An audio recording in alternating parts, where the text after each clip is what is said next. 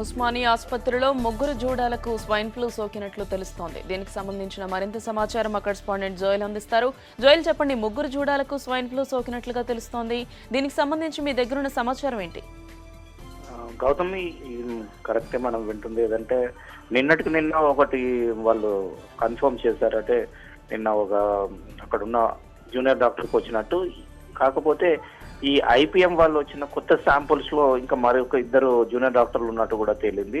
So దీంతో చూసుకున్నట్టయితే ఇప్పుడు ఉస్మానియాలోనే ఆల్మోస్ట్ 4 డాక్టర్లకు, అంటే ఈ జూనియర్ డాక్టర్లకు మనము చెప్పుకోవాలి. ఎందుకంటే గతంలో కూడా ఒక పీజీ డాక్టర్ కూడా ఈ సోకింది.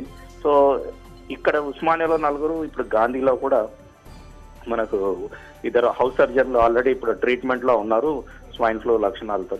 సో మొత్తం మీద ఇక్కడ మన హైదరాబాద్ వదిలేస్తే మళ్ళీ మహబూబ్ నగర్ జిల్లా ఆసుపత్రిలో కూడా ఒక 3 వారాల క్రితము 3 స్టాఫ్ నర్సులకు ప్లస్ ఒక డాక్టర్కి, అంటే ప్రభుత్వ హాస్పిటల్లో పనిచేసే వారికే సోకింది. సో దాదాపుగా ఒక 10 మంది డాక్టర్లు ఇప్పుడే మనం చూసుకున్నట్టయితే దీని బారిన పడ్డారు.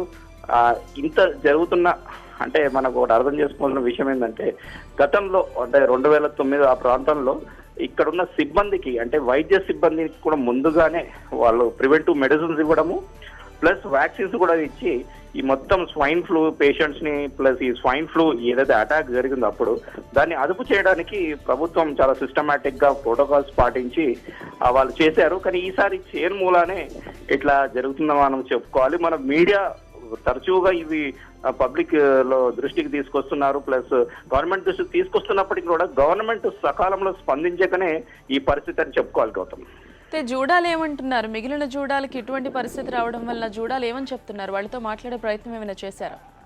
అంటే ఇక్కడ జూడాలు వాళ్ళు ఎప్పటి నుంచో, అంటే ఇక్కడ ఉన్న హాస్పిటల్లో ఉన్న ఇన్ఫ్రాస్ట్రక్చర్, అంటే వాళ్ళు చదువుతున్న చదువుకి ప్లస్ ఇక్కడ ఉన్న ఇన్ఫ్రాస్ట్రక్చర్ కి, అంటే పేషెంట్స్ లో ఉన్నారు కాకపోతే ఇన్ఫ్రాస్ట్రక్చర్ కూడా ఇంపార్టెంట్, వాళ్ళకు కూడా భద్రత అనేది కూడా చాలా ఇంపార్టెంట్. ఈ విషయంపై చాలా సార్లు వాళ్ళు ప్రభుత్వం దృష్టికి తీసుకెళ్లడానికి ప్రయత్నించారు.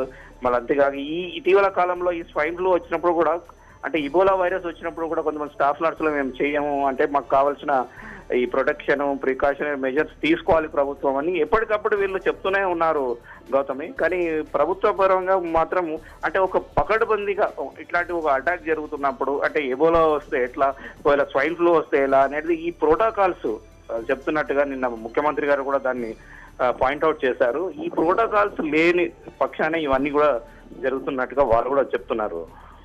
Thank you Joel.